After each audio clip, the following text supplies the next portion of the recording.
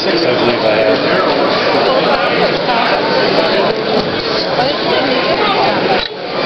No scabbards but bayonets there. Oh. And we used to get 41 Swiss cartridges packed in brass tubes like that.